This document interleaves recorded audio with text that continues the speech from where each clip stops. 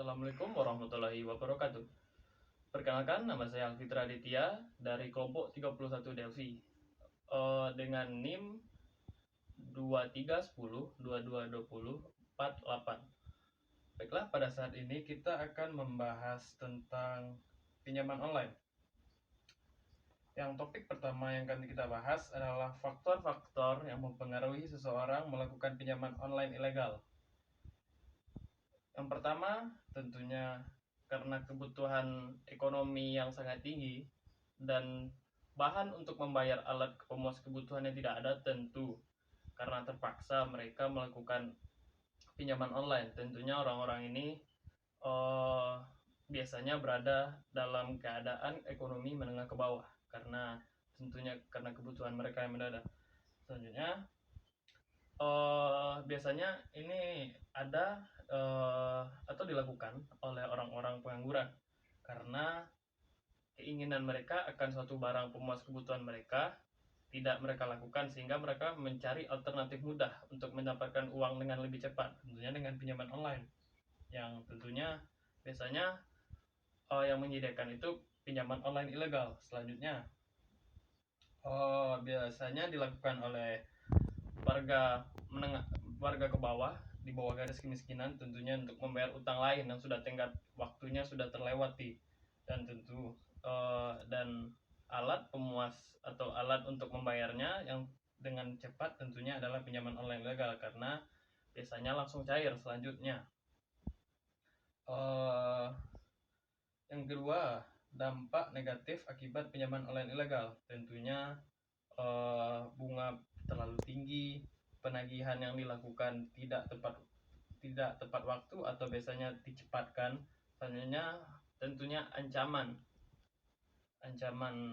berupa penipuan, baik itu tindakan kriminal dan lain-lain. Dan selanjutnya, tentunya rusaknya nama baik seseorang tersebut, karena tentu dengan melakukan pinjaman online ilegal itu kita memberikan berbagai macam identitas kita seperti KTP, KK, SIM, dan lain-lain, yang tentunya dapat membuat kita merugi. Tentunya kita merugi akan hal tersebut. Yang selanjutnya, solusi yang dapat saya berikan adalah yang pertama, tentu lunasi pinjaman sesegera mungkin. Jika kita tidak ada uang untuk membayarnya, tentu kita dapat meminjam kepada saudara atau kerabat yang tentunya meminjam uangnya bisa dianggap tidak ada tenggat waktu. Mungkin ada tenggat waktu, tapi intinya tidak ada bunga. Selanjutnya, carilah kerja. Tentu dengan bekerja kita mendapatkan uang untuk segera membayar pinjaman online tersebut, yang tentunya lakukan segera mungkin. Selanjutnya, jika sudah terjadi tindak penipuan atau mungkin terancam, segera lapor ke polisi, karena tentu hal tersebut merupakan hal yang sebaiknya dilakukan untuk menghindari berbagai macam hal seperti kekerasan yang terjadi, tindak kriminal yang terjadi kepada kita, dan berbagai macam hal lainnya.